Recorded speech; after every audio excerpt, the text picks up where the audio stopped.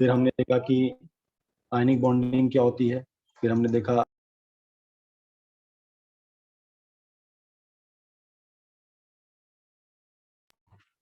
है ना, हमने आयनिक बॉन्डिंग देखी, हमने कोवलेंट बॉन्डिंग देखी, तो हमको ये समझ में आया कि ये मेटल्स आपस में, मतलब मेटल नॉन मेटल आपस में कैसे रिएक्ट करते हैं, कैसे किसी भी का फॉर्मूला लिखा जाता है ना। जब कोवलेंट बॉन्ड होता है तो फॉर्मूला कैसे लिखा जाता है, क्लोरीन को हम Cl2 क्यों लिखते हैं, हाइड्रोजन को H2 क्यों लिखते हैं, ऑक्सीजन को O2 क्यों लिखते हैं, ये भी हमने सीख लिया है। कोई डाउट किसी को यहाँ तक? नहीं डाउट है? तो आज हम पढ़ेंगे, जिस आपके केमिस्ट्री में तीन चीज होती है।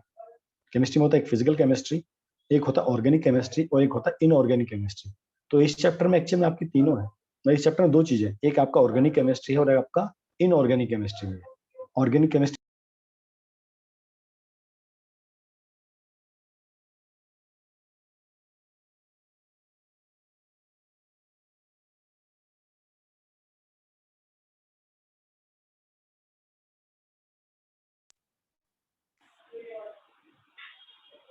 यस, सॉरी कॉल आ गया था एक। इस नंबर पे कॉल आ जाता है बार। अब मैं क्या कर रहा था, हाँ ओके, अब हम देखेंगे ये मेटल्स जो होते हैं, ये मेटल्स हमको कहाँ मिलते हैं। अगर हम पीरियोडिक टेबल की बात करते हैं, अराउंड 118 एलिमेंट्स हैं। उस 118 में से आपके हार्डली 22 क्या है, नॉन मेटल्स हैं। 7-8 आपके मेटलॉइड्स हैं और बाकी सब आपके मेटल्स, ठीक है। फिर हमने पढ़े थे कुछ रिएक्टिव मेटल्स होते हैं, कुछ मीडियम टाइप के रिएक्टिव होते हैं, कुछ वेरी लेस रिएक्टिव होते हैं, ठीक है। अभी देखो कोई ज्यादा रिएक्टिव होगा तो सिंपल सी बात है, एटमोसफेयर में ऐसे नहीं मिलेगा, है ना। वो कैसा मिलेगा, वो किसी के साथ कंबाइन होके मिलेगा। जैसे आपको देखो गोल्ड मिल जाता है, अगर हम देखो गोल्ड ढूंढने जाते हैं ना, वो खदान में मिल जाता है, ठीक है ना। हम अगर चांदी ढूंढने जाए वो खदान मिल जाता है, लेकिन आप सोडियम ढूंढने जाओगे आपको सोडियम ऐसा नहीं मिलेगा। क्यों? सोडियम रिएक्टिव बहुत होता है। हमने रिएक्टिविटी सीरीज देखी थी ना, सोडियम है, पोटेशियम है, बहुत रिएक्टिव होते हैं। अगर ये रिएक्टिव होंगे इसका मतलब क्या है, अगर एटमोसफेयर में देखो ऑक्सीजन बहुत ज्यादा अवेलेबल है, अगर ये फ्रीली अवेलेबल होंगे तो क्या होगा, ऑक्सीजन के साथ रिएक्ट कर जाएंगे तो क्या बन जाएगा, ऑक्साइड बन जाएगा, है ना। क्लोरीन के साथ बन के क्लोराइड बना देंगे। एटमोसफेयर में सल्फर भी अवेलेबल तो सल्फाइड बना देंगे। तो इसलिए जो मेटल्स होते हैं वो कभी भी अपनी सिंपल फॉर्म में नहीं मिलते हैं, वो किसी न किसी की फॉर्म में मिलते हैं। तो ऑक्साइड की फॉर्म में मिलेंगे, कार्बोनेट्स की फॉर्म में मिलेंगे, सल्फाइड की फॉर्म में मिलेंगे, क्लोराइड्स की फॉर्म में मिलेंगे। और हमको इसको यूज कैसे करना है, प्योर मेटल की तरह उसको यूज करना है। तो अब उसको कैसे उसको यूज कर, कैसे वो मिलते हैं, प्लस उनको फिर कैसे कैसे रिफाइन किया जाता है, उनको प्योरीफाई किया जाता है, अब इस टॉपिक में हम लोग पढ़ने वाले हैं, ठीक है। चलो स्टार्ट करते हैं। तो हमारी अर्थ क्रस्ट है जहां पर आपके सारे मेटल्स मिलते हैं। वन सेकेंड, आपकी अर्थ क्रस्ट पे आपके सारे मेटल्स मिलते हैं, ठीक है। सी वाटर में आप देखोगे आपको क्या क्या मिलता है, सोडियम क्लोराइड, मैग्नीशियम क्लोराइड, ठीक है। ये आपके दोनों क्लोराइड के फॉर्म में मिलता है। तो जैसे मैंने आपको बताया कि मेटल्स काफी ज्यादा रिएक्टिव होते हैं, इसलिए ये फ्री एलिमेंट के फॉर्म में नहीं मिलते हैं। हमेशा याद रखना, कभी भी फ्री एलिमेंट के फॉर्म में नहीं मिलते। ये हमेशा कैसे मिलते हैं, ये कंबाइंड स्टेट में मिलते हैं। कंबाइंड स्टेट का मतलब क्या है, ये कंपाउंड्स के फॉर्म में मिलते हैं, मतलब मेटल प्लस नॉन मेटल। लगभग हर एक मेटल जो भी ज्यादा रिएक्टिव होता है वो हमेशा क्या करता है, किसी नॉन मेटल के साथ कंबाइन कर लेगा, ऑक्सीजन के साथ कंबाइन कर लेगा, क्लोरीन के साथ कंबाइन कर लेगा, सल्फर के साथ कंबाइन कर लेगा। किसी के साथ कंबाइन करके क्या करता है, ये कंपाउंड्स बना लेता है। तो कंपाउंड कैसे कैसे बनते हैं, ऑक्साइड्स बनते हैं, कार्बोनेट्स बनते हैं, सल्फाइड्स बनते हैं और आपके क्लोराइड्स बनते हैं, ठीक है। अब हमको मालूम है जो मेटल्स होते हैं वो पॉजिटिव आइंस होते हैं, और नॉन मेटल्स क्या होते हैं, नेगेटिव आइंस होते हैं, जिसको हम एनाइंस बोलते हैं, ठीक है। इसलिए आप देखोगे कि बहुत थोड़े एलिमेंट ऐसे होते हैं, कौन से, कॉपर हो गया, सिल्वर हो गया, गोल्ड हो गया, प्लेटिनम, ये अपनी फ्री स्टेट में मिलते हैं। फ्री स्टेट मतलब नेटिव स्टेट, इनके ऊपर ज्यादा ये एक्ट नहीं होता नॉन मेटल्स का। रिएक्टिविटी इनकी केमिकल रिएक्टिविटी बहुत लो होती है, इसकी वजह से फ्री स्टेट में मिलते हैं। अदरवाइज बाकी मेटल्स अपने फ्री स्टेट में नहीं मिलते। किस फॉर्म में मिलते हैं, अपने कंपाउंड्स की फॉर्म में मिलते हैं, ठीक है। ओके, तो जो जितनी रिएक्टिविटी सीरीज में सबसे ऊपर होते हैं, कौन कौन से होते हैं आपके, potassium, lithium, sodium, calcium, magnesium, aluminium, ये बहुत ज्यादा रिएक्टिव होते हैं, तो हमेशा कंबाइंड फॉर्म में मिलेंगे। एक मिडिल रेंज भी होती है जहां पर आपके जिंक आता है, आपका आयरन आता है, लेड आता है, ठीक है। ये मॉडरेटली रहते हैं ना, जो बहुत ज्यादा रिएक्टिव होते हैं ना लेस रिएक्टिव होते हैं, ये भी कंबाइंड फॉर्म में मिलते हैं। और जो एकदम लेस वाले होते हैं, कॉपर भी, आप अगर देखोगे रिएक्टिविटी सीरीज, कॉपर के ऊपर जो भी है, कॉपर के ऊपर जितने भी आपके मेटल्स हैं वो हमेशा कंबाइंड फॉर्म में मिलते हैं। और जो आपके कॉपर, सिल्वर, गोल्ड, प्लेटिनियम है, ये आपको फ्री स्टेट में मिलता है। ठीक है, इसमें एक एक्सेप्शन है, कॉपर और सिल्वर, ये दोनों ये कंबाइंड फॉर्म में भी मिलते हैं और ये फ्री स्टेट में मिलते हैं। याद रखना, कॉपर फ्री स्टेट में मिलता है और कंबाइंड फॉर्म में मिलता है, लेकिन सिल्वर और कॉपर जो है ये बहुत थोड़े अमाउंट में कंबाइंड स्टेट में होते हैं। मैक्सिमम मैक्सिमम जिसका रेशो होता है वो किस फॉर्म में होता है, ये फ्री स्टेट में होता है। कुछ ऐसा पार्ट होंगे, कुछ ऐसा होगा कि ओनली थोड़े से कॉपर ऑक्साइड बन गया है ना, जाता है। ओके, आगे बढ़ते हैं इसको। मिनरल्स क्या होते हैं, ये जो चैप्टर है ये आपके मेटलर्जी से कनेक्टेड है। ठीक है, हम जैसे 11th-12th में आप जाओगे तो आपको मेटलर्जी करके एक टॉपिक आपको पढ़ने को मिलेगा, और कभी आप मैकेनिकल इंजीनियरिंग करोगे तो उसमें भी ये मेटलर्जी करके पूरा एक टॉपिक पढ़ा है। ठीक है, तो ये जितने भी मेटल्स होते हैं इनको हम क्या कहते हैं, नेचुरल मटेरियल। ठीक है, जहाँ पर आपके मेटल्स आते हैं, कंपाउंड्स आते हैं, इनको मिनरल्स कहते हैं। अब देखो, जितने मिनरल्स होते हैं ना, उसमें ऐसा नहीं होता कि पूरे मिनरल्स में वही आपको मिलेगा। हो सकता है कई सारे मेटल्स, नॉन मेटल आपस मिक्स होकर आपको मिल जाए। ठीक है, इसको हम कहते हैं मिनरल्स। तो किसी किसी मिनरल्स में मेटल का परसेंटेज बहुत ज्यादा होता है और किसी में उसका परसेंटेज काफी कम होता है। मान लो आपको ऐसा पूरा, देखो ये देखो आपको आयरन का मैंने दिखा है, जैसे पूरा आयरन है, ये पूरा आयरन है। हो सकता है जब इसको आप रिफाइन करने जाओ, हो सकता है आपको इसमें से 90% आयरन मिल जाए और 10% इसमें आपको इम्प्योरिटीज मिल जाए, ऐसा भी हो सकता है। और हो सकता है आपके पास कोई दूसरा हो जिसमें केवल 50% आपका आयरन हो और 50% आपका इम्प्योरिटीज हो, ये भी पॉसिबल है। और हो सकता है कोई ऐसा भी हो जिसमें आयरन केवल 10% हो और 90% अदर मेटल्स हो।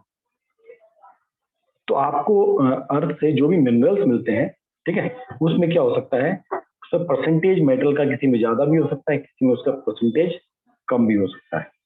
और क्या क्या ऑब्जेक्शंस आती हैं, जो मिनरल्स होते हैं उसमें कई ऐसे ऑब्जेक्शनल मिक्सचर आ जाते हैं। ठीक है, कि उसको डायरेक्ट एक्सट्रैक्ट करना बड़ा मुश्किल हो जाता है, उसको एक्सट्रैक्ट करना मुश्किल हो जाता है।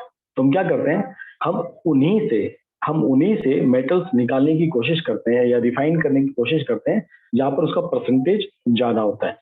तो जो मिनरल्स जिसमें परसेंटेज ऑफ मेटल्स ज्यादा होता है और जिसको निकालना इजी होता है, ज्यादा ऑब्जेक्शनल चीज उसमें नहीं होती, उसको हम क्या कहते हैं, ओर्स। ठीक है, तो all the mineral can not use to extract metals. क्यों? परसेंटेज एक मैटर करता है कि उसमें कितना परसेंटेज उसमें अवेलेबल है। दूसरा, उसमें कोई ऑब्जेक्शनल कंटेंट तो नहीं है। ऑब्जेक्शन मतलब हमने उसको निकालने की कोशिश कर, एक्सप्लोड होकर फट गया, ऐसा भी होता है, पॉसिबल है। तो हमको क्या करना होता है, इसलिए जो साइंटिस्ट लोग होते हैं, जो खासकर इस मेटलर्जी डिपार्टमेंट के होते हैं, वो जब किसी लैंड को स्टडी करते हैं तो वहां से सैंपल कलेक्ट करते हैं। सैंपल कलेक्ट करने के बाद क्या करते हैं, उसको स्टडी करते हैं, फिर देखते हैं भाई उस पर्टिकुलर सैंपल में परसेंटेज ऑफ मेटल्स कितना है और वहां पर कोई ऑब्जेक्शनल कंटेंट तो नहीं है। अगर उनको लगता है कि हाँ भाई इस खदान में मेटल्स का परसेंटेज ज्यादा है और इम्प्योरिटीज का परसेंटेज कम है, तो वहां पर खुदाई होनी स्टार्ट होती है। आप हर जगह खुदाई नहीं करते हो। आप देखो जो ये लोहे की खदानें हैं, कोयले की खदानें हैं, ये बहुत अलग अलग लोकेशन पे। ऐसा तो हर जगह आपको कोई थोड़ा थोड़ा कंटेंट मिल जाएगा, लेकिन आपको क्या करना है, मैक्सिमम कंटेंट में से 100% में से मैक्सिमम मेटल्स आपको मिल जाए, ऐसा हमारा कोशिश रहता है। ठीक है, तो और किसको कहते हैं, an ore contain a good percentage of metal and there are no objection impurities. क्योंकि जो क्या कहते हैं, मेटल को एक्सट्रैक्ट करने का प्रोसेस इतना सिंपल नहीं होता है, ये बहुत टीडियस प्रोसेस होता है, इसमें इन्वेस्टमेंट बहुत लगती है।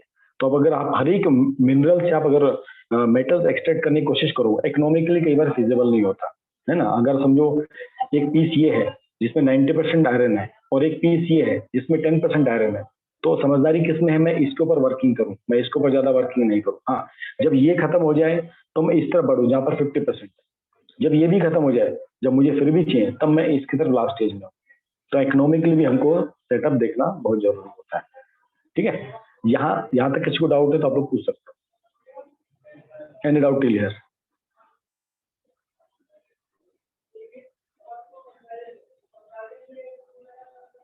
ओके, चलिए। अब जो मेटल्स होते हैं, मैंने आपको जैसे स्टार्टिंग बताया था, ये अपनी नॉर्मल फॉर्म में नहीं होते, ऑक्साइड होंगे, क्लोराइड होंगे, कुछ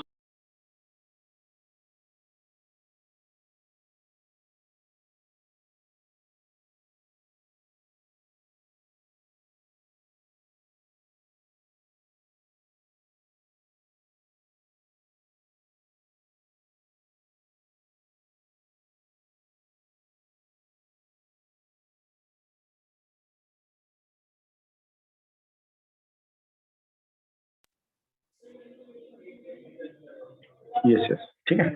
तो जो मेटल्स होते हैं वो नॉर्मल फॉर्म में नहीं मिलते, अपने किसी न किसी और के फॉर्म में मिलता है। तो जैसे सोडियम जो होता है, अगर हमको सोडियम एक्सट्रैक्ट करना होता है, सोडियम कहाँ से एक्सट्रैक्ट करते हैं? रॉक सॉल्ट से। रॉक सॉल्ट आपका क्या होता है? NaCl, ठीक है। एल्युमिनियम किस फॉर्म में मिलता है हमको? बॉक्साइड के फॉर्म में मिलता है। ये आपको ओर्स के नाम याद करने, एक एक नंबर में क्वेश्चन पूछे जाते हैं कि एल्युमिनियम कौन से ओर से मिलता है, मैग्नीज कौन से ओर से मिलता है, ठीक है। मैग्नीज जो होता है वो आपको मिलता है पेरोलोसाइट से, ये भी ऑक्साइड होता है। ये ऑक्साइड है, ये ऑक्साइड है, क्लोराइड है। जिंक के दो और होते हैं, कैलामाइन और जिंक ब्लेंडी। एक होता है कैलामाइन, दूसरा होता है जिंक ब्लेंडी। जो कैलामाइन होता है वो जिंक कार्बोनेट होता है, मतलब यहाँ पर जिंक किस फॉर्म में है? कार्बोनेट की फॉर्म में। और जो जिंक ब्लेंडी होता है वो सल्फाइड की फॉर्म में, जिंक सल्फाइड, ZnS और ZnCO3। आयरन का जो फॉर्म होता है आयरन, उसको बोलते हैं हेमेटाइट। कॉपर जो होता है वो भी दो और होता है उसके, क्यूपराइट एंड कॉपर ग्लांस, ठीक है। यहाँ पर ये ऑक्साइड होता है, यहाँ पर ये सल्फाइड होता है, कॉपर सल्फाइड एंड आपका कॉपर ऑक्साइड। मरकरी जो होता है उसका रहता है सिनेबार, ये भी सल्फर का कंटेंट होता है। तो देखो आप यहाँ से ध्यान से देखोगे, ऑक्साइड्स हैं, क्लोराइड्स हैं, कार्बोनेट हैं और सल्फाइड्स हैं। तो चारों आपको मिल गए। तो आपके मेटल्स कभी भी अपने नॉर्मल फॉर्म में एग्जिस्ट नहीं करते। आपको ये और के नाम याद होने बहुत जरूरी है। ये नाम अच्छी तरह याद कर लेना किसका कौन कौन सा होता है। नेक्स्ट आगे चलते हैं। अब हमें और मिल गया, अब और के बाद क्या करना है? इसको हमको एक्सट्रैक्ट करना है, ठीक है। अब एक्सट्रैक्ट करने में तीन चीजें बहुत इंपॉर्टेंट, तीन स्टेप लिए जाते हैं। फर्स्ट आपकी स्टेज को कहते हैं कंसंट्रेशन, दूसरे को कहते हैं कन्वर्जन और थर्ड को कहते हैं रिफाइनिंग। कंसंट्रेशन क्या होता है? जैसे आपको मैंने स्टार्टिंग बताया, अगर आपका समझो ये और है, इस और में आपका 90% मेटल है, 10% आपका इम्प्यूरिटीज है। तो मैं फर्स्ट स्टेज में क्या करूंगा? ये 10% को हटाने की कोशिश करूंगा, मैं इस 10% को रिमूव करने की कोशिश करूंगा। ये क्या है? सैंड भी हो सकता है, मिट्टी भी हो सकता है, कुछ भी हो सकता है, ठीक है ना। आपको डायरेक्ट ऐसा नहीं मिलेगा NaCl वहां पर पड़ा हुआ, ठीक है। वो जमीन में अगर है तो उसमें सैंड भी होगा, रॉकी मेटेरियल भी होगा, आर्थिक पार्टिकल, बहुत सारी इसमें चीजें मिक्स होती है। तो हम फर्स्ट स्टेज में हम क्या करते हैं? हम इसमें से प्योर 90% एक्सट्रैक्ट करने का कोशिश करते हैं। इसको हम कहते हैं एनरिचमेंट ऑफ द और। सेकेंड स्टेज में क्या करते हैं? जो 90% है, अभी 90% कैसा है? या तो ऑक्साइड है, या क्लोराइड है, सल्फाइड है। अब हमें इसमें से क्या करना होता है? इसमें से वो कार्बोनेट, ऑक्सीजन, सल्फर, इसको हटाना होता है। इसको बोलते हैं कंसंट्रेटेड और इनटू द मेटल्स, कन्वर्ट कर रहे हैं। जो ऑक्साइड है, क्लोराइड है, उसको मेटल की फॉर्म में कन्वर्ट कर रहे हैं। और थर्ड स्टेज क्या होता है? जो आपको ये मेटल मिल गया, अभी भी इसमें कुछ इम्प्योरिटीज रहती, अभी भी इसमें कुछ देखो, ये कुछ इम्प्योरिटीज कैसी है? Physical impurities. ये इम्प्योरिटीज कैसी है? ये फिजिकल इम्प्योरिटीज होती है। अब कुछ इम्प्योरिटीज कैसे होती है? केमिकल इम्प्योरिटीज भी होती है, ठीक है। उनको रिमूव करने के लिए हम क्या करते हैं? थर्ड फेज पे जाते हैं, इसको कहते हैं रिफाइनिंग, एकदम प्योरिफिकेशन। इस स्टेज पर आपको जो मेटल मिलेगा एकदम आपको प्योर मेटल मिलेगा, इसमें आपकी इम्प्योरिटीज बिल्कुल भी नहीं होती। तो तीनों चीजें हम लोग डिस्कस करें, ठीक है। फर्स्ट हमको आयरन और मिला, मतलब हमको और मिला, और को हम क्या कर रहे हैं? एनरिचमेंट कर रहे हैं, मतलब उसमें से फिजिकल इम्प्योरिटीज को दूर कर रहे हैं। सेकेंड, जो उसके other substance, oxide, chloride, sulphide, carbonates, इसको हम रिमूव कर रहे हैं, मेटल ला रहे हैं। अब जो मेटल मिला उसको भी हमको थर्ड स्टेज में प्योर करना है, इसको कहते हैं रिफाइनिंग, ठीक है। इससे तीन स्टेजेस में होकर आपको प्योर मेटल मिलता है। तो फर्स्ट आपका मैंने आपको बताया कंसंट्रेशन। इसमें हम क्या करते हैं? जो भी फिजिकल कंपोनेंट्स होते हैं उसको हम लोग जो और होता है उसको एक्सट्रैक्ट करने की कोशिश करते हैं। इसको कई बार गैंग कहा जाता है। इसको क्या कहते हैं? गैंग। जो अनवांटेड पार्टिकल्स होते हैं उसको क्या कहते हैं? गैंग। तो इनको हमको पहले रिमूव करना बहुत जरूरी होता है, ठीक है। तो ये कई तरह के प्रोसेस होते हैं, ठीक है। ये डिपेंड करता है, ठीक है। ये एक ऐसा कोई पर्टिकुलर प्रोसेस नहीं होता है, ये इसके लिए ये कहो, मतलब सबके लिए एक जैसा, ठीक है। सबके लिए अलग अलग होगा। जैसे आप लोगों ने 9th क्लास में पढ़ा था, फिल्ट्रेशन भी करना है, सेडिमेंटेशन भी करना है, हमने कई सारी एक्टिविटी हम लोगों ने पढ़ी, ठीक है। तो जैसा जैसा रॉकी पार्टिकल है, सैंडी पार्टिकल है, लाइमस्टोन है भाई, जैसा इम्प्योरिटी अवेलेबल होता है उसके लिए अलग अलग प्रोसेस यूज करते हैं, ठीक है। ये आप कभी सीनियर क्लासेस में पढ़ोगे, अभी यहाँ इसको डिटेल में नहीं पढ़ाया जाता। आपको सिर्फ इतना याद रखना है, आपको फिजिकल इम्प्योरिटीज दूर करनी है, ठीक है। The method use for removing gangue from और depend on some difference in their physical property और केमिकल प्रॉपर्टी। कौन सा मेटल है उसके ऊपर डिपेंड करता है, फिजिकल प्रॉपर्टी, फिजिकल इम्प्योरिटी कैसी है उसके ऊपर डिपेंड करता है, ये टोटल उसके ऊपर डिपेंड करता है। इससे क्या होता है? हमको हाइयर परसेंटेज ऑफ मेटल मिलने की संभावना बढ़ जाती है, इसको कहते हैं एनरिचमेंट ऑफ द और। सेकेंड, कन्वर्जन, हमको कन्वर्ट करना है, ठीक है। आपको मैं पहले बताया जो भी ये रहते हैं ऑक्साइड की जिस भी फॉर्म में है, अब उसको हमको कन्वर्ट करना होता है किसमें, मेटल्स की फॉर्म। तो यहाँ पर तीन तरह के हमको तीन चीज देखनी पड़ती है भाई। वो एकदम हाईली रिएक्टिव है, उसके लिए अलग प्रोसेस होगा। जो मॉडरेटली रिएक्टिव है उसके लिए अलग प्रोसेस होगा। लेस रिएक्टिव के लिए अलग प्रोसेस होगा। तीनों के लिए मेथड अलग अलग यूज करते हैं, ठीक है। तो ये अभी हम लोग देखेंगे आराम से। ओके, फर्स्ट वाला, जैसे आपका कार्बन होता है ना। आप देखो रिएक्टिविटी सीरीज है, यहाँ पर अपना एक और आएगा manganese,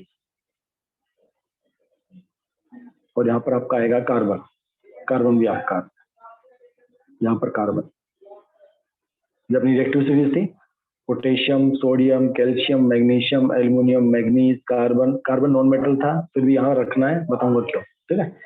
zinc, iron, PB, copper. Copper के नीचे आपका मरकरी, एजी, एयू, ठीक है।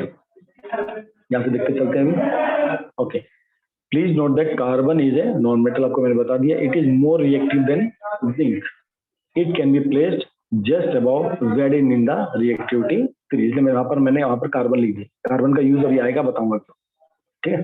तो carbon can reduce the oxide of the zinc and other metals.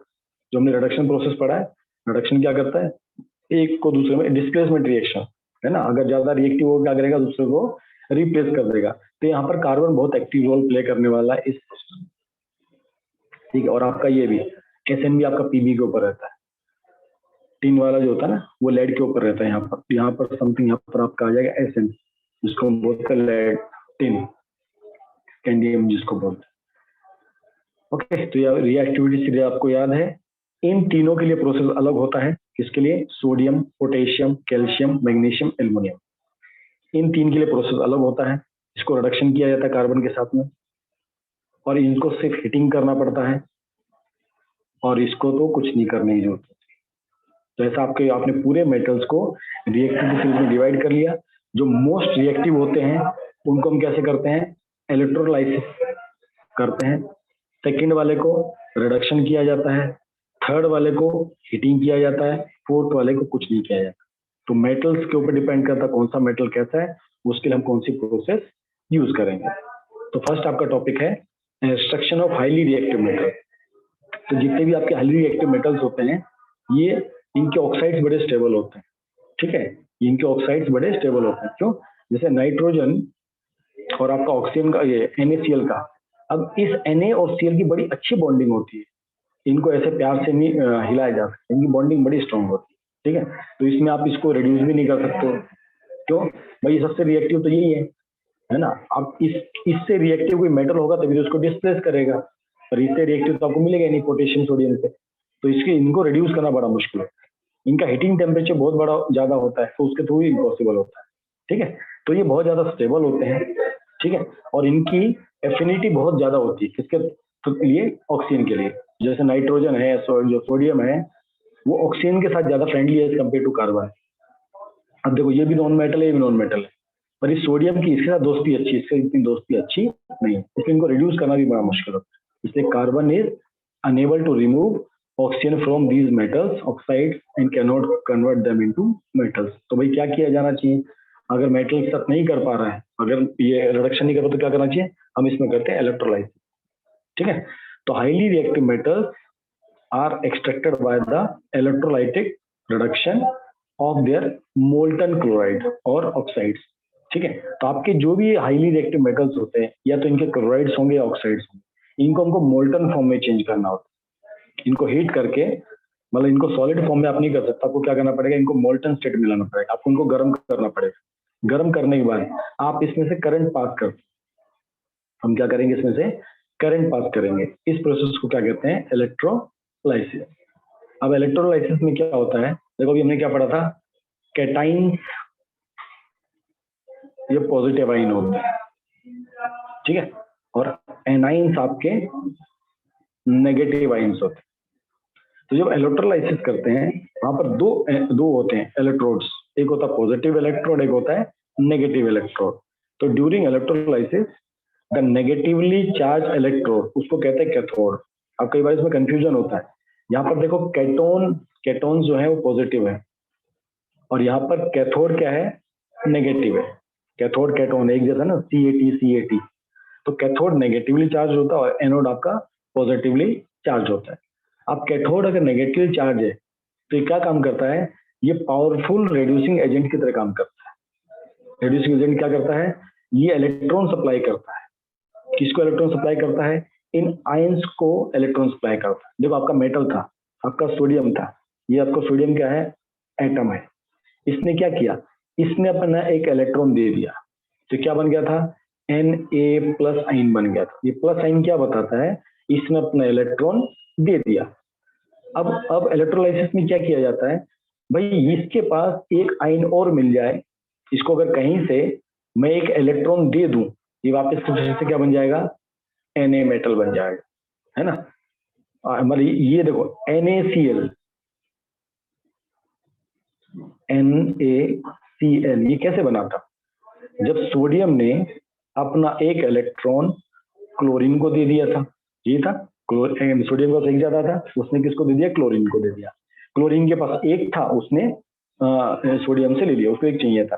तो देखो हम इसको ऐसे लिखते थे Na प्लस Cl माइनस, या इसको कैसे लिखते हैं, NaCl। इसको लिखने का तरीका ये था, पर इसको लिखते थे पर एक्चुअल में क्या है, ये Na प्लस आइन और क्लोरीन आइन है ना, Na प्लस और Cl माइनस है।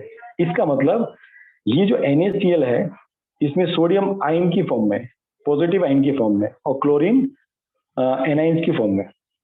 तो अगर इसको कहीं से एक इलेक्ट्रॉन मिल जाए, ये क्या बन जाएगा, ये बन जाएगा सोडियम। और इसमें से कोई एक छीन ले तो, ये वापस क्या बन जाएगा, आपका क्लोरीन इंटर बन जाएगा। तो इलेक्ट्रोलाइसिस में हम क्या करते हैं, जब हम इलेक्ट्रिसिटी पास ऑन करते हैं, तो क्या होता है, जो कैथोड होता है, कैथोड कौन सा है, नेगेटिवली चार्ज इलेक्ट्रोड होता है, वो क्या काम करता है, वो एक्स्ट्रा इलेक्ट्रॉन सप्लाई करना स्टार्ट करता है। उससे क्या होता है, आपके जो मेटल साइन होते हैं वो किस में कन्वर्ट हो जाते हैं, मेटल्स में कन्वर्ट हो जाते हैं। मेटल आयन जो होते हैं वो पॉजिटिवली चार्ज होते हैं, and they get attracted to the negatively charge electron when electricity is pass through the molten metal salt. ठीक है, तो मोल्टन मेटल कैसे बनेगा, सॉल्ट को हम स्ट्रांगली हिट करेंगे तो वो मेटल बनता है। ठीक है, तो the metal by electrolysis method are very pure, क्योंकि आप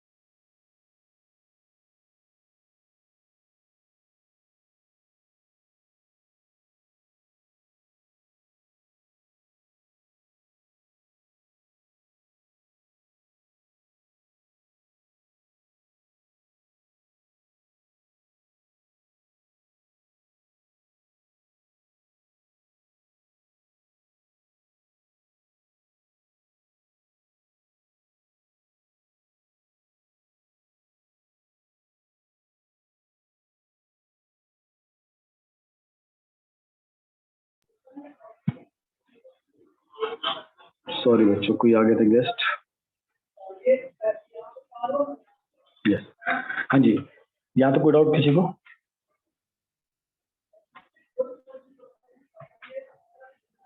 एनी डाउट टिल हियर?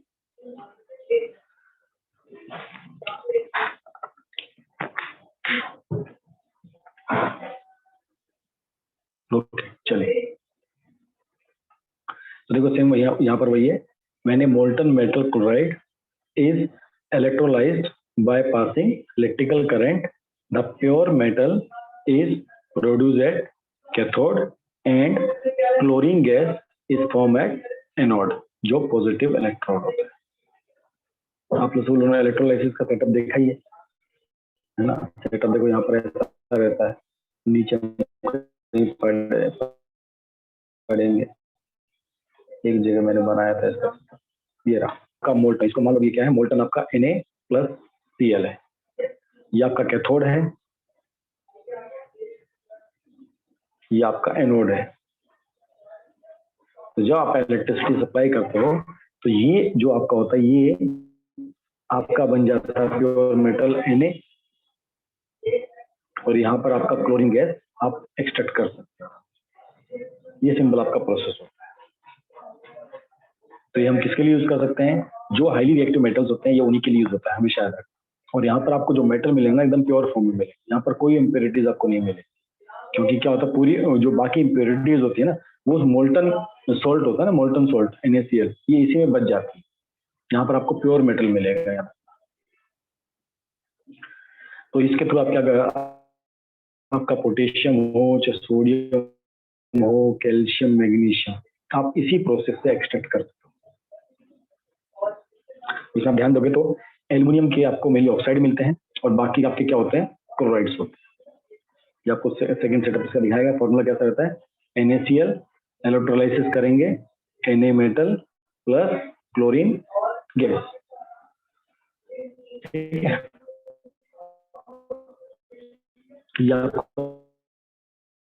कहाँ पर होगा, कैथोड पे। ये आपका सोडियम आयन था, इसको 2 इलेक्ट्रॉन में सोडियम एटम, ये कहाँ पर प्रोड्यूस होता है, कैथोड पे, नेगेटिव इलेक्ट्रोड पे। सेम आपका क्लोरीन था, उसमें से हमने 2 इलेक्ट्रॉन माइनस कर दिए, तो इक्वेशन आपकी बैलेंस रहेगी। तो ये एक्चुअल में देखा जाएगा तो ये 2 इलेक्ट्रॉन किसको मिल जाते हैं, सोडियम को मिल जाते हैं। सोडियम, क्लोरीन ने किससे लिए थे, सोडियम से लिए थे। इलेक्ट्रोलाइसिस एक तरह से क्या करता है, प्रोसेस को रिवर्स कर देता है, जो क्लोरीन को आयन फॉर्म को छोड़ के वो अपनी मेटल या नॉन मेटल की फॉर्म में आ जाते हैं, ठीक है। इसमें एक इंपॉर्टेंट चीज याद रखना, we can not use an aqueous solution of sodium chloride. मतलब आपको पानी में, एक्वस सॉल्यूशन मतलब पानी में आपको NaCl ऐड नहीं करना है, आपको ऐसा नहीं बनाना है, ठीक है। कई लोग सोचते हैं ना कि भैया मोल्टन करना है, मोल्टन मतलब लिक्विड फॉर्म। लिक्विड फॉर्म का मतलब नहीं उसको पानी में ऐड करना, आपको सॉल्ट को NaCl को हीट करना है, उसको हीटिंग करके हमको किस फॉर्म में चेंज करना है, मोल्टन की फॉर्म में चेंज करना है, मोल्टन फॉर्म, लिक्विड फॉर्म। अगर हम उसको पानी में ऐड करके करना चाहेंगे तो क्या होगा, अगर हम इसको समझदार होते हैं ना, क्या करते हैं, चल पानी मिला के देखते हैं, मोल्टन तब भी बन जाएगा भाई, नमक का पानी बन गया, ठीक है। इससे क्या होता है, आपका जो सोडियम मेटल अगर बनेगा तो बनना स्टार्ट होगा, बनने के बाद क्या होता है, वो तुरंत वाटर के साथ रिएक्ट करेगा, क्योंकि आपकी रिएक्शन कैसी है, NaCl, Na+Cl, और एक किसमें है, पानी में है। आपका सोडियम क्या होगा, तुरंत वाटर के साथ रिएक्ट करेगा, क्या बनेगा, NaOH। तो आपको सोडियम मेटल नहीं मिलेगा, आपको क्या मिल जाएगा, आपको सोडियम हाइड्रोक्साइड मिलेगा, याद रखना, ठीक है। तो मोल्टन मेटल का मतलब ये नहीं है कि पानी मिला के उसको लिक्विड बनाना है। सोच सकते हो ना, नमक है, पानी मिला दो काम हो जाएगा, वैसा नहीं करना है, उसको हीट करके आपको मोल्टन फॉर्म में चेंज करना है।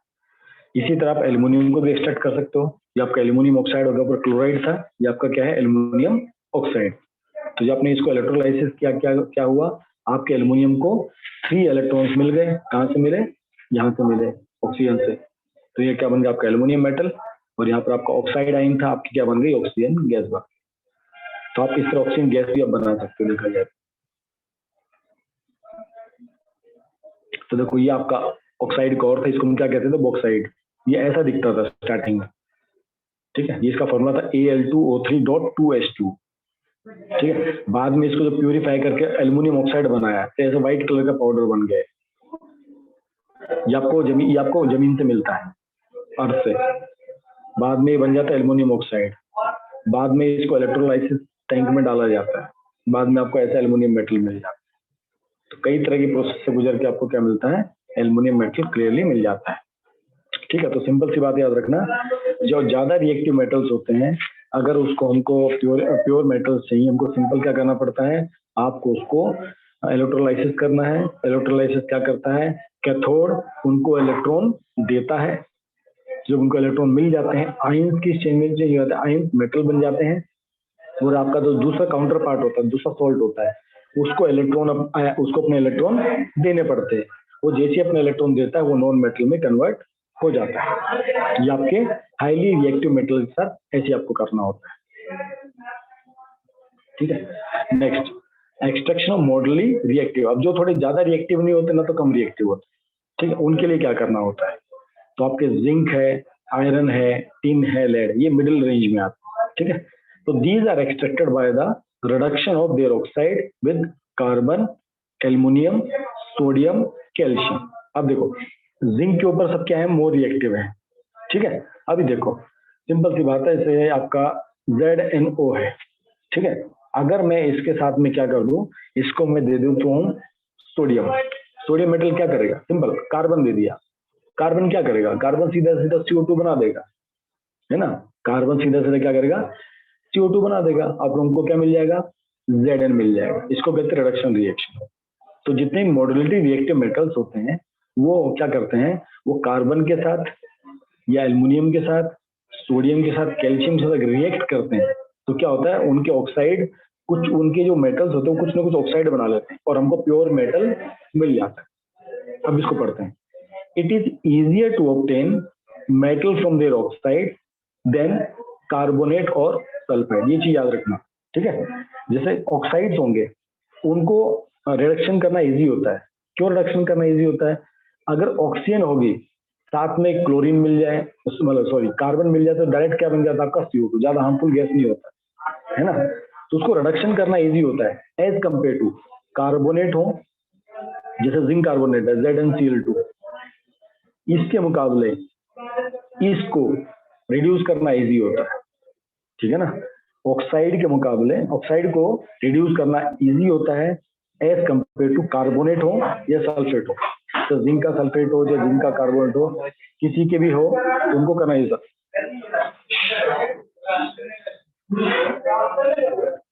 ठीक है, तो जो मॉडुलेटरी रिएक्टिव मेटल्स होते हैं उसमें क्या होता है कि जो कार्बोनेट्स होते हैं या सल्फाइड्स होते हैं उनको रिड्यूस करना इतना इजी नहीं होता as compare to oxide.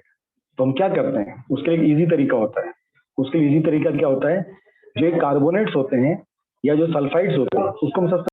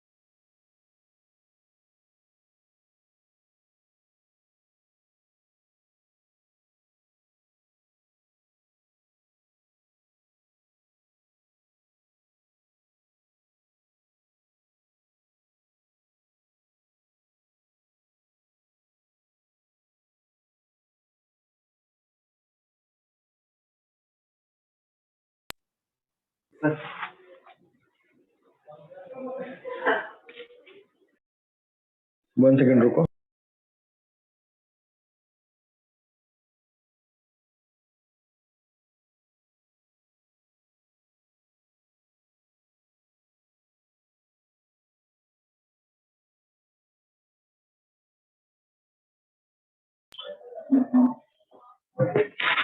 Okay, yes, वापस आया था। तो मैं आपको क्या बता रहा था, जो मॉडरेटली रिएक्टिव मेटल्स होते हैं उनके कार्बोनेट से और सल्फाइड से उनको रिड्यूस करना मुश्किल होता है। तो हम सबसे पहले हम क्या करते हैं, हम इनको ऑक्साइड में चेंज करते हैं।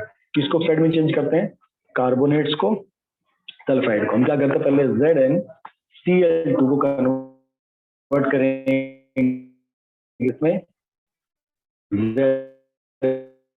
ZnO में, बाद में इसको रिड्यूस करेंगे जिंक। और जो आप सल्फाइड होते हैं उनको डायरेक्ट रिड्यूस करना डिफिकल्ट होता है, उनको डायरेक्ट रिड्यूस करना डिफिकल्ट होता है। तो सबसे पहले क्या करना पड़ता है, उनको उनके ऑक्साइड्स में चेंज करो।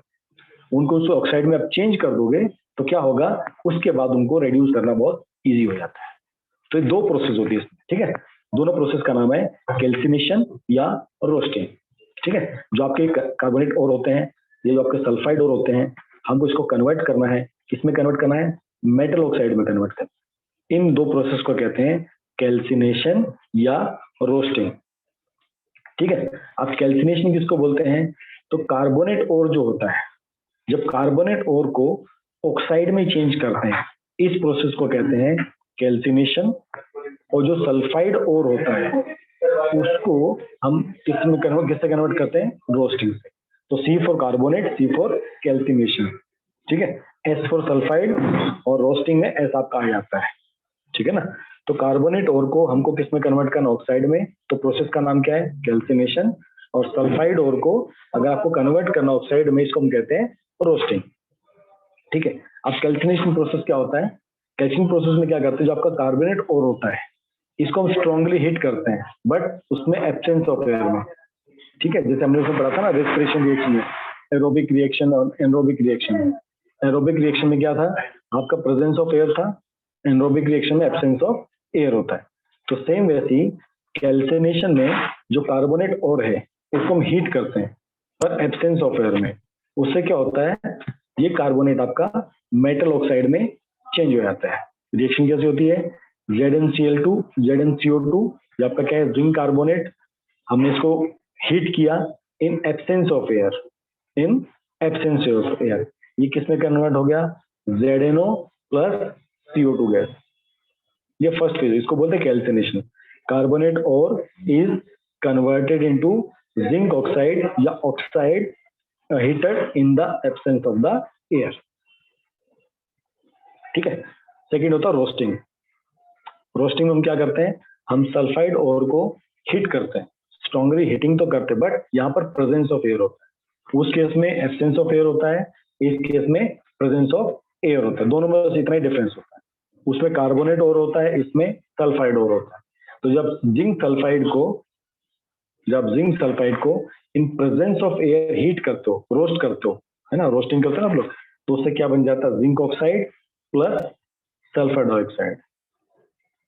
तो देखो आपको दोनों जगह क्या मिल रहा है, ZnO, यहाँ पर भी आपको क्या मिल रहा है, ZnO। ये फर्स्ट प्रोसेस होता है। अंडरस्टूड यहाँ तक, किसी को भी डाउट यहाँ तक तो आप लोग पूछ सकते। ये इसका फर्स्ट फेज हो गया। जो भी आपको और मिला आपने उसको पहले एनरिचमेंट कर लिया, एनरिचमेंट करने के बाद अगर वो कार्बोनेट और है तो उसको कैल्सिनेशन करेंगे, अगर वो सल्फाइड और है उसको रोस्टिंग करेंगे, अगर वो ऑक्साइड है तो ऑक्साइड के लिए थर्ड प्रोसेस स्टार्ट हो जाता है। चलो गुड। अब जब ये ऑक्साइड हमको मिल गए बाय कैल्सिनेशन और रोस्टिंग, जब हमको ऑक्साइड्स मिल जाते हैं हम क्या करते हैं, इसको कन्वर्ट करते हैं फ्री मेटल्स। तो उसके लिए हम रेड्यूसिंग एजेंट यूज करते हैं। तो कार्बन आप यूज कर सकते हो, एल्यूमिनियम, सोडियम और कैल्शियम। तो फर्स्ट आपका रिएक्शन है reduction of metal oxide with carbon. आपको जो भी ऑक्साइड मिला, जिंक ऑक्साइड मिला, जो भी आपको ऑक्साइड मिला, हम क्या करते हैं उसको कार्बन के साथ उसका रिएक्शन कराते हैं। तो क्या करता है, तो आपकी रिएक्शन होती है ZnO प्लस कार्बन, कोक की फॉर्म में, कोक होता है ना, कोक, CO कोक। तो उस कोक के साथ आप इसको रिएक्ट करवाते हो तो आपका वहां पर कार्बन मोनोक्साइड एक गैस बनता है और वहां पर आपको जिंक मेटल मिल जाता है, वहां पर आपको जिंक मेटल मिल जाता है। तो कार्बन क्या करता है, कार्बन एक रिड्यूसिंग एजेंट होता है। इसको क्यों यूज किया जाता है, ये कॉस्टली कम होता है, ये चीप होता है, इसका कॉस्ट बहुत कम होता है, इसे इंडस्ट्री में इसको बहुत यूज किया जाता है, ठीक है। तो आपका कार्बन यूज होता है एज ए रिड्यूसिंग एजेंट। ये कार्बन क्या करता है, मेटल ऑक्साइड को कन्वर्ट कर देता है किसे, मेटल प्लस आपका कार्बन मोनोक्साइड में। तो देखो आपका कार्बन ऐसा दिखता है। और कार्बन आपका हर एक मेटल के साथ यूज नहीं करते हो, एक दो गेजेस का रिस्ट्रिक्शन रहता है। तो कार्बन चीप होता है इसलिए उसको ज्यादा यूज करता है। देखो ये आपका कैलेमाइन और था, मतलब आपका जिंक कार्बोनेट, और ये आपका जिंक ब्लेंड, जिंक सल्फेट, ये दिखने में ऐसे दिखते हैं। और जब जिंक ऑक्साइड बन जाते हैं सब व्हाइट पाउडर हो जाता है। इसको कार्बन के साथ रिएक्ट करवाते हैं तो आपका Zn, आपका जिंक मेटल आपको ऐसा दिखता है, सिल्वरी कलर का, ठीक है। कोई डाउट क्वेश्चन यहाँ तक किसी को, एनी डाउट टिल हियर?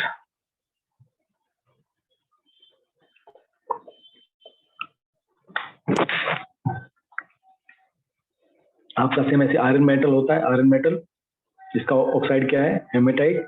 इसको भी हम कार्बन के साथ ऐसे सेम रिड्यूस करते हैं, हमारा कार्बन का से रिएक्शन करोगे वहां पर CO2 बन जाएगा, अगर आपको आयरन वहां से मिल जाता है। ठीक है, दूसरा आपका रिएक्शन एल्युमिनियम के साथ। मैं आपको कहा ना कार्बन हर जगह यूज नहीं करते, कुछ जगह हमको एल्युमिनियम यूज करना पड़ता है। ठीक है, तो a more reactive metal like aluminium can also use as a reducing agent.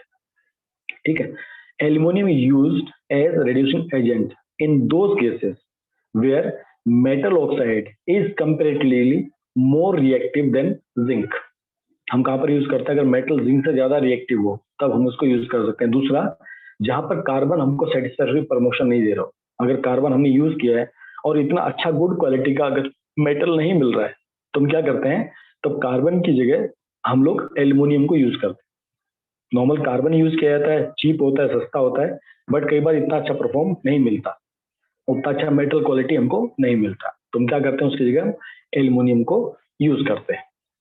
तो आपका रिएक्शन ऐसी है, आपका मैग्नीज ऑक्साइड है। ठीक है, मैग्नीज को हमने किससे रिएक्शन करवाया, एल्युमिनियम से रिएक्शन करवाया, तो आपका क्या बन जाएगा, एक तो एल्युमिनियम ऑक्साइड बन जाएगा, क्योंकि एल्युमिनियम की दोस्ती ऑक्सीजन के साथ ज्यादा अच्छी होती है। क्यों, एल्युमिनियम रिएक्टिविटी सीरीज में किससे ऊपर आता है, मैग्नीज से ऊपर आता है ना। हम रिएक्टिव सीरीज वही देखो, यहाँ पर क्या हो रहा है, एल्युमिनियम क्या कर रहा है, उसका ऑक्सीजन छीन रहा है, क्योंकि एल्युमिनियम ज्यादा रिएक्टिव है। रिएक्शन में से लिखते हैं ना, एल्युमिनियम ज्यादा रिएक्टिव किससे है, मैग्नीज से, उसका ऑक्सीजन छीन लेगा, ऑक्सीजन छीन लेगा तो क्या होगा, मैग्नीज अकेला पड़ जाएगा। तो यहाँ पर आपका बन जाएगा एल्युमिनियम ऑक्साइड, यहाँ पर आपका बन जाएगा मैग्नीज मेटल, और यहाँ पर बहुत सारी हीट निकलती है, और ये हीट बहुत जगह यूज भी आप लोग कर सकते हैं। इंडस्ट्रीज में क्या होता है, जो ये एक्स्ट्रा हीट प्रोड्यूस होती है, इसको कई एक्टिविटीज में यूज भी किया जाता है, याद रखना। ठीक है, ओके जी, कोई डाउट यहाँ तक।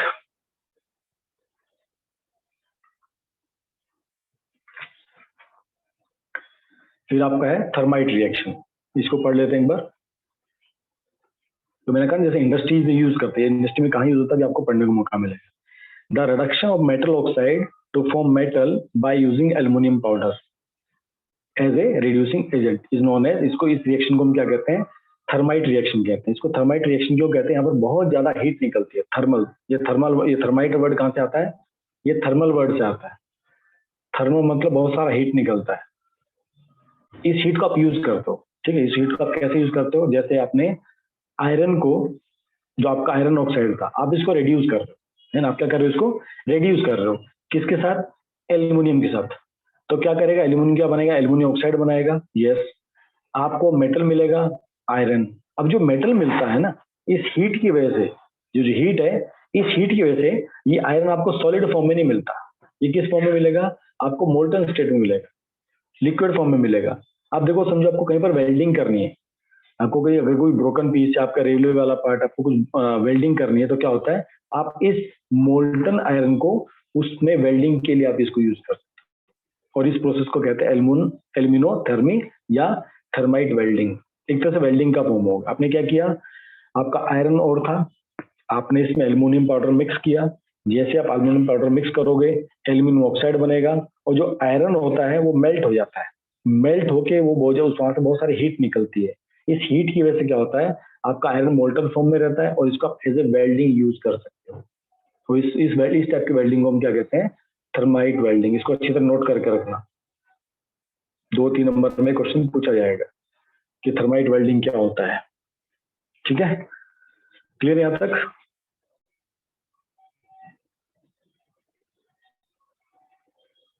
यस, ओके, नेक्स्ट आपका है एक्सट्रैक्शन ऑफ। यस अमित, क्या डाउट है बच्चा।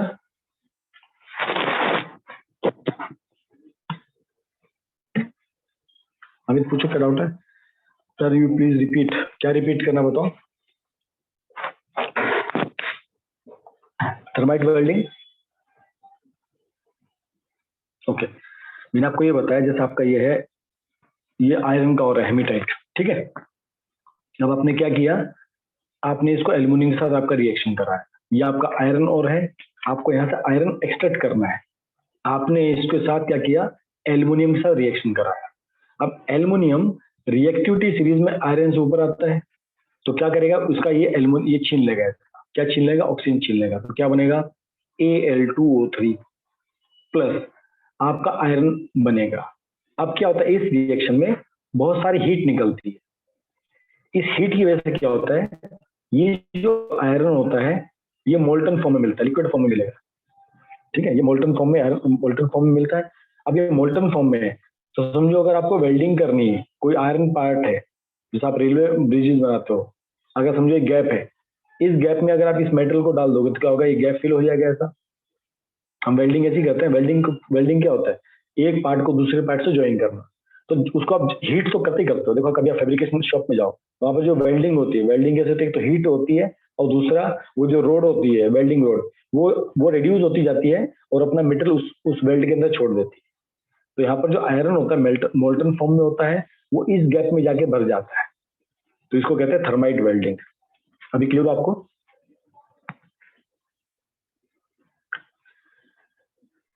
और किसी को कोई डाउट यहाँ तक?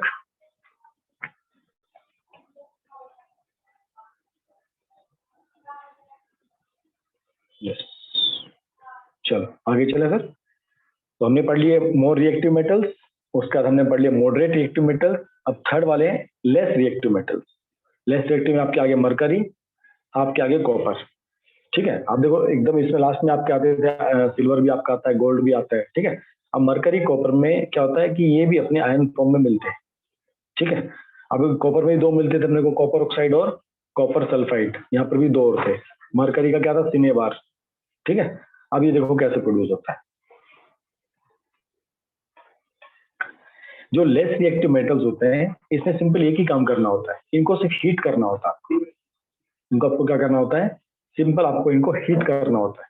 हीटिंग अलोन से क्या होता है, इस ये मेटल्स में कन्वर्ट हो जाते हैं, ठीक है। तो एक्सट्रैक्शन ऑफ मेटल कैसे होता है, मरकरी मेटल इज प्रोड्यूस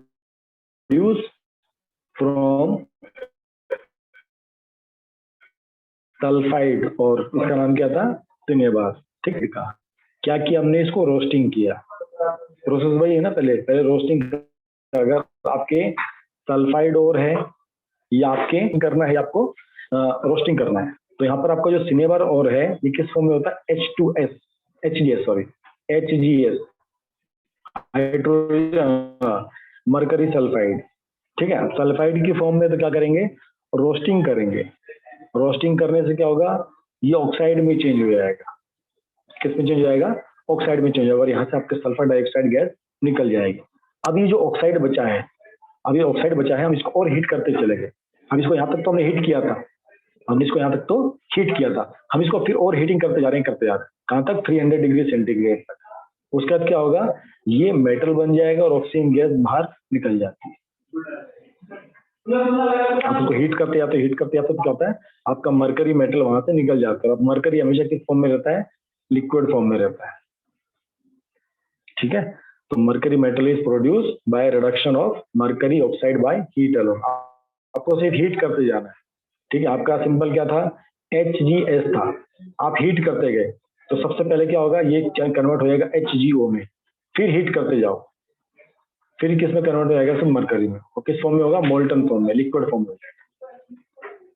तो आपको जो लेस रिएक्टिव मेटल्स होते हैं उनको केवल हीटिंग करके ही, आप मेटल फॉर्म में कन्वर्ट कर सकते हैं।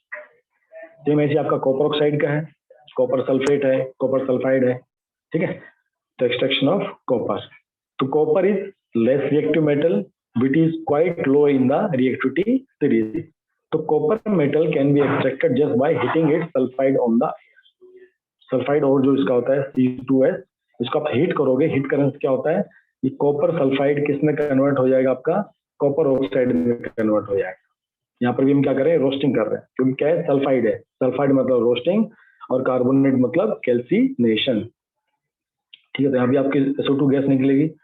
अब आगे बोलता है इसको ज्यादा हीट मत करो, जैसे उस पर तो हम हीट कर रहे थे ना, यहाँ पर क्या बोलता है, इसको ज्यादा हीट मत करो, एक बार आपका ये बन जाए ना कॉपर ऑक्साइड, आप क्या करो, उसको ऐसे छोड़ दो थोड़ी देर। अभी कॉपर ऑक्साइड के अंदर साथ में क्या है, कॉपर सल्फाइड है ये वाला, सेम ऐसा थोड़ा सा, जैसे आपने समझो ये आपके पास पूरा क्या था, कॉपर सल्फाइड था, पूरा कॉपर सल्फाइड था, ठीक है। ये पूरा कॉपर सल्फाइड है, आपने इसको हीट करना स्टार्ट किया। अब हीट करने से क्या हुआ, ये ऊपर का पोर्शन मान लो आपका क्या बन गया, आपका बन गया कॉपर ऑक्साइड, जहां तक आपका पोर्शन क्या बन गया, कॉपर ऑक्साइड बन गया। अभी उसने बोला हीट करना बंद कर दो, हीट नहीं करेंगे तो क्या होगा, अब ये दोनों आपस में रिएक्ट करने लगेंगे, ये दोनों आपस में क्या करेंगे, रिएक्ट करेंगे। रिएक्ट करने से क्या होगा, वही सेम आपकी SO2 गैस तो बनती जा रही है और आपको साथ में आपको क्या मिल जाएगा, प्योर मेटल मिल जाएगा। इससे आपको यहाँ पर क्या होता है, एक तरह से आपका हीटिंग बच जाता है। तो ये क्या करेगा, इसके साथ रिएक्ट करेगा। ये क्या करेगा, इसके साथ रिएक्ट करेगा। कॉपर ऑक्साइड किसका रिएक्ट करेगा, कॉपर सल्फाइड के साथ रिएक्ट करेगा। तुमको क्या मिल जाएगा, copper metal and copper oxide. तो देखो जो आयरन और हमको मिलता है कॉपर ग्लास, कॉपर सल्फाइड ऐसा होता है पत्थर जैसा, बाद में हमारा देखो कॉपर कैसा होता है, इस शेप में बन जाता है। मतलब हमको मेटल मिलता है, उसको हम अलग अलग शेप में कन्वर्ट कर सकते हैं। कोई डाउट यहाँ तक किसी को?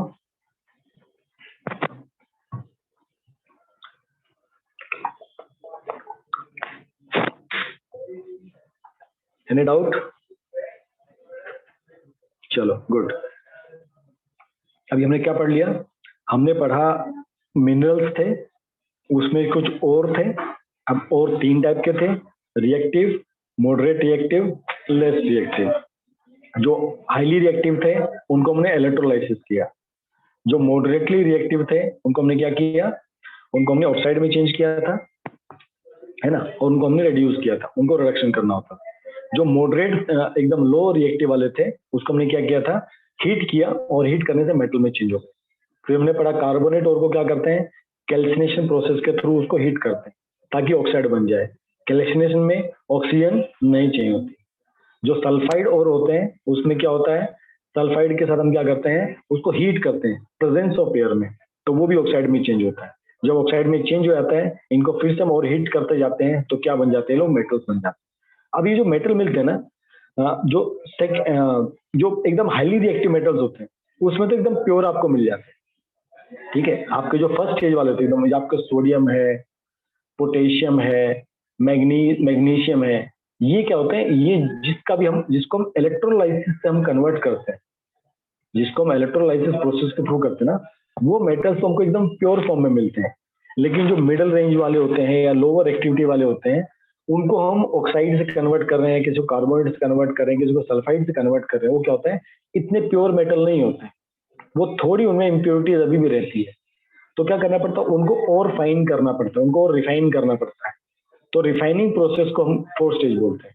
और यहाँ पर हम वापिस क्या करते हैं, इलेक्ट्रोलाइसिस ही करते हैं फिर से। यहाँ पर मेटल्स का जो आपको, यहाँ पर जो हमको मेटल मिल जाता है, हमको Zn मिल गया यहाँ पर मेटल। अभी मेटल तो है लेकिन थोड़ा इम्प्योर स्टेट में है, ये थोड़ा अभी इम्प्योर स्टेट में है। इसको हमको क्या करना पड़ता है, प्योर करना पड़ता है। ठीक है, इस प्योर को ये बोलते हैं रिफाइनिंग ऑफ द मेटल। और ये कैसे किया जाता है, ये इलेक्ट्रोलाइटिकली किया जाता है। ये कैसे करते हैं, इलेक्ट्रोलाइटिकली। तो many metals like copper, zinc, tin, lead, chromium, nickel, वो सब जो हाईली रिएक्टिव के बाद जितने भी हैं उन सबको हमको क्या करना पड़ता है, प्योरीफाई करना पड़ता है। तो वैसे हम सेटअप बनाते हैं ऐसा, एनोड वाला पॉजिटिव इलेक्ट्रोड, कैथोड वाला नेगेटिव इलेक्ट्रोड, और वाटर सोल्यूबल सॉल्ट। अब देखो होता क्या क्या है, अभी ध्यान से देखना।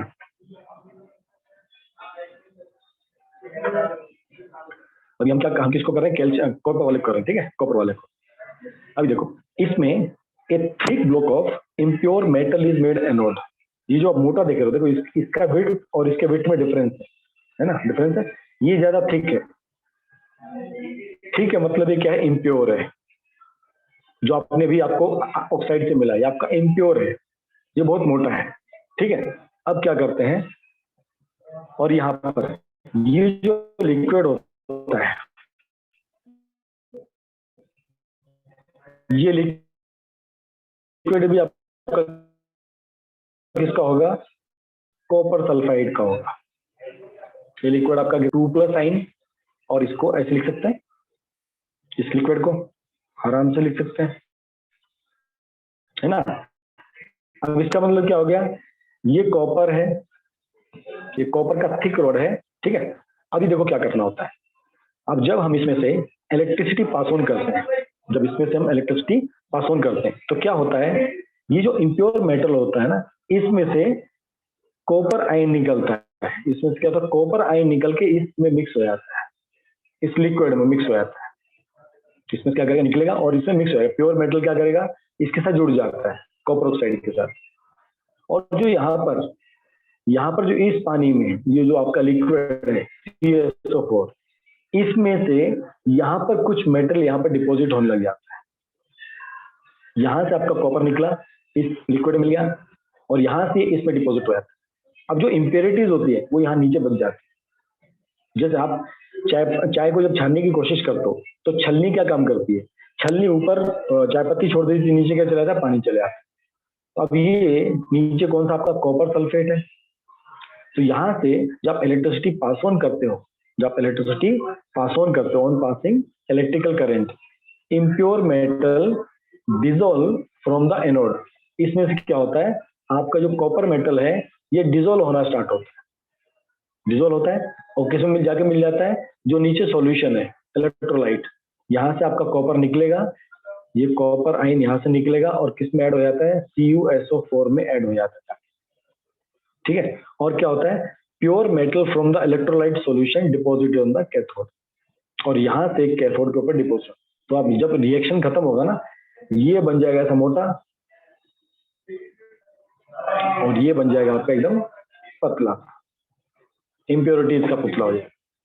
तो यहाँ का कॉपर आपके एनोड पे जाके सब पूरा, कैथोड पे जाके पूरा कलेक्ट हो जाता है, और जो इम्प्योरिटीज बचती है वो कहाँ पर, नीचे एनोड के नीचे खड़ी रहती है, उसको बोलते हैं एनोड मूड, उसको क्या बोलते हैं, एनोड मूड। ठीक है, आपका देखो सेम रिएक्शन है, कैथोड पे क्या होता है, आपके कॉपर आइंस को इलेक्ट्रॉन मिलते हैं, वो क्या बन जाता है, आपका कॉपर मेटल है।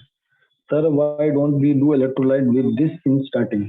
ओके, हम देखो बच्चे इसमें इसको स्टार्टिंग में क्यों नहीं करते हैं। आपका देखो ये स्टार्टिंग में कौन सा फॉर्म है, कॉपर क्लोराइड CuCl2। ठीक है, अब यहाँ पर आपका क्या है, CuSO4, एक तो ये पर्पस भी है। ठीक है, अभी यहाँ पर आपका जो मेटल है, यहाँ पर आपका ये एक तरह से कॉपर ही है, ये एक तरह से क्या कॉपर है। ठीक है, पर कॉपर कैसा, थोड़ा इम्प्योर है, मैं इम्प्योरिटी इसमें कैसी है, इसमें थोड़ा सिल्वर मिला है, इसमें थोड़ा गोल्ड मिला है। ठीक है, इसमें ऐसी इम्प्योरिटीज है, इसमें वो रेत वगैरह नहीं है। तो जो ये ZnCl2 होता है, ठीक है, उसका आप इसके साथ रिएक्शन कराओ SO4 के साथ, ये रिएक्शंस नहीं होती है नॉर्मली। अब कौन किसको रिप्लेस करेगा सोचो, है ना। इलेक्ट्रोलाइसिस में क्या करते हैं हम, CuSO4 यूज करते हैं, हम जिंक होगा तो ZnSO4 यूज करेंगे अगर जिंक होगा तो, पर इनका रिएक्शन से नहीं होते ना। अब ये किसके साथ रिएक्शन करेंगे। ठीक है,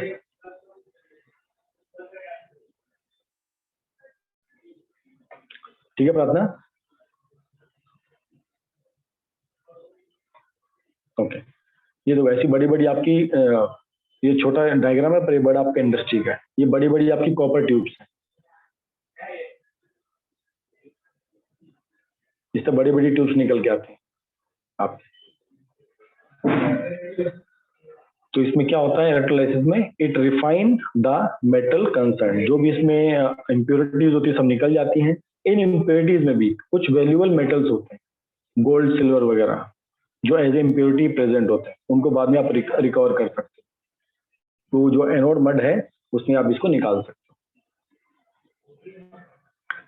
ठीक है, तो ये आपका समरी है उसी का एकदम। आपका स्टार्टिंग में और था, हम इसको कंसंट्रेशन करते थे, एनरिचमेंट करते थे, तो हाईली रिएक्टिव मेटल को हम क्या करते थे, सिर्फ इलेक्ट्रोलाइसिस करते थे और वो प्योर मेटल में कन्वर्ट हो जाते थे। जो मॉडली रिएक्टेड थे, या तो कार्बोनेट और है या सल्फाइड और है। कार्बोनेट में कैंसिलेशन, सल्फाइड में रोस्टिंग, क्या बनेगा, मेटल ऑक्साइड। फिर क्या करेंगे, रिडक्शन करेंगे किसके साथ, कार्बन या एल्युमिनियम के साथ, क्या मिलेगा, इम्प्योर मेटल। फिर क्या करेंगे, रिफाइनिंग करेंगे, क्या मिलेगा, प्योर मेटल। अगर लेस रिएक्टिव है, सल्फाइड मिले तो सल्फाइड मिलता है, अगर क्लोराइड मिले तो भी कोई दिक्कत, रोस्टिंग या कैल्सिनेशन, इम्प्योर मेटल और आपका रिफाइनिंग। ठीक है, कोई डाउट यहां तक।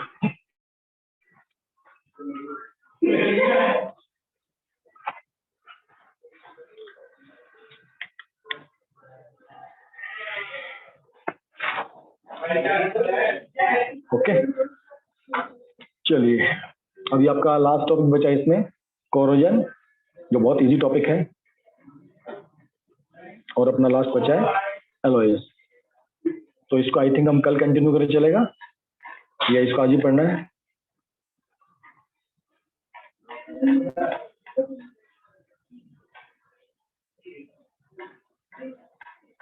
ठीक है, मैं आपको शीट भेजूंगा मैं आपको शीट अभी चेंज करके भेजूंगा, ठीक है? तो ये आप पढ़ के आना, आप पढ़ के आओगे तो क्या आधे घंटे में हो जाएगा? एटलीस्ट बोलता मेरी विश, हो जाएगा आराम से, कोई दिक्कत। में हमने रस्टिंग पढ़ा है, एल्युमिनियम रस्ट भी होता है, सिल्वर भी होगी, थ्योरी पार्ट ज्यादा है ना, अगर रिएक्शन होते रिएक्शन को करने मतलब बता, अभी थ्योरी पार्ट ज्यादा थ्योरेटिकल हो जाता है। हार्डली 20 मिनट लगे, इसको स्टार्ट भी करेंगे तो क्या हम कहीं यहाँ पर एंड में बीच में आप पहुंच जाएंगे, ज्यादा नहीं पढ़ पाएंगे, ठीक है? चलो आप लोग अटेंडेंस दे दो फटाफट अभी।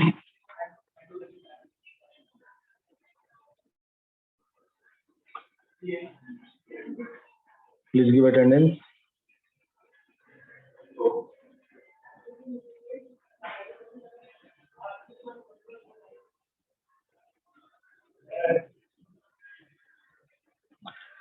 तो आपको मैं कल वाली शीट भेजता हूँ, आज वाली भेजता हूँ, कल वाली भेजता हूँ जो हम कल पढ़ेंगे।